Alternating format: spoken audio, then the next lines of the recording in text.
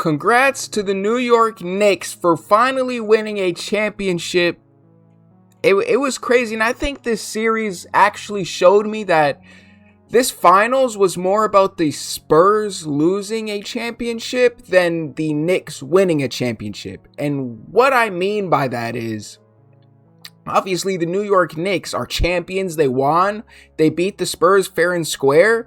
But I do think that they did have a little bit of an advantage as far as facing this inexperienced squad, young squad, because the Spurs, no thanks to their head coach, and we're going to get on that and touch that subject later, but the Spurs, I think it literally in every game, 1 through 5 in this series, have led the Knicks into the fourth quarter by double digits. At some point, they have led by 8, 9, more than 10 points leading into the fourth quarter, and then they end up blowing that lead.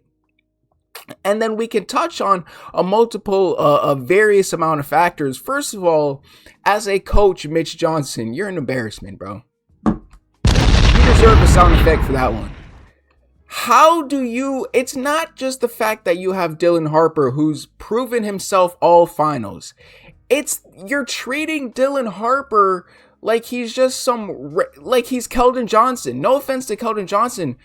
You drafted Dylan Harper for the exact reason that he can come into a game and change the momentum. Play good.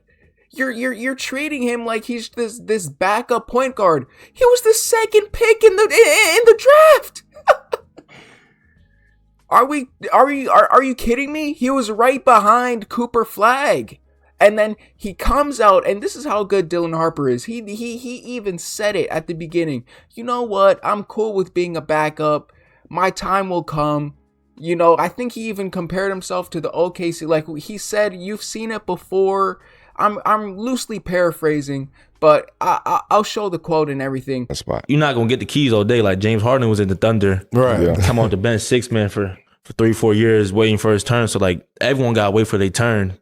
So I mean that's kind of how I looked at it. But he said, you know, that people have been in this position before, and I'll prove myself. Whatever.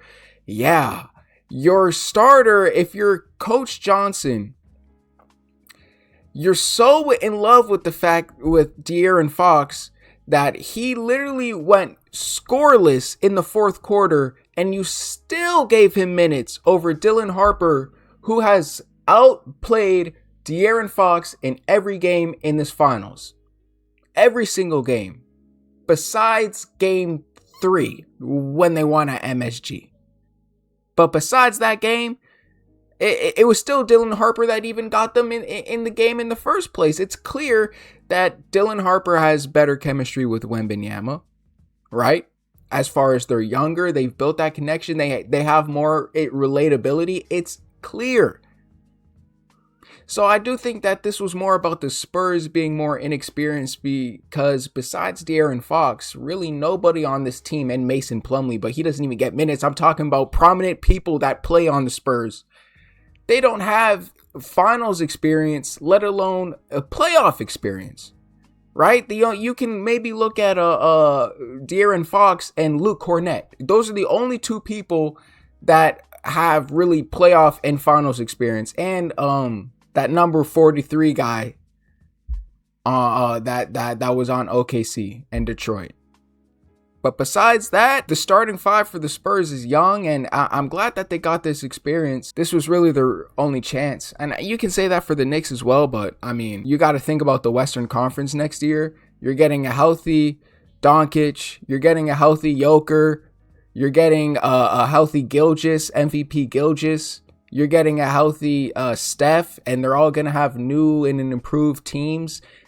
OKC has a lottery pick. The Warriors have a lottery pick. So you're going to have to compete way harder next year than, now. And then you also have to consider the fact that now it's the Spurs have a shorter offseason. So they made it all the way to these finals to get gentlemen swept. Now they have a way shorter offseason, and Draymond actually said an NBA player, like, you'd rather lose in first round in that situation. Yeah, this was also controversial as well, Wembanyama leaving the court without shaking anybody's hands.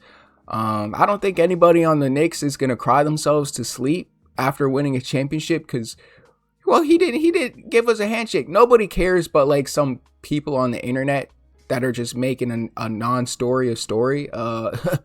Yeah, you're looking at Victor Wembanyama, who finally, there's a star in the league that shows emotion and passion, and he obviously leaves the court upset.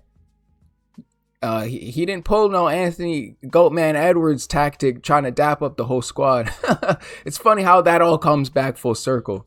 I'll never get that out of my head. Goatman Edwards, come on, bro. That's a stain on your legacy, dabbing up the whole team like that. But no. Last thing that I really want to comment on, Jalen Brunson had a phenomenal performance. And I'm seeing a little too much talk and chatter about him being potentially the best point guard in the NBA. I mean, best point guard in the NBA is a very far stretch.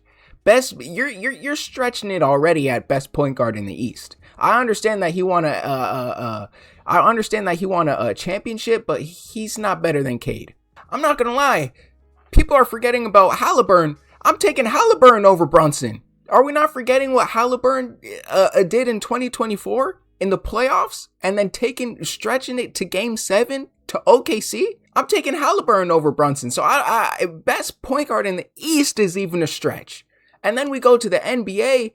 I mean, Brunson even falls out of the top 5. Shout out to Brunson. I'm saying shout out to Brunson. He won a championship and everything. But, I mean, just let's replace the circumstances. You replace any of the point guards that I've named with Brunson on that New York Knicks team against the San Antonio Spurs in the NBA Finals, and I still think that the result would be the same. Like, the Knicks would still be champions. I understand that he won a championship, but he's not better than Cade.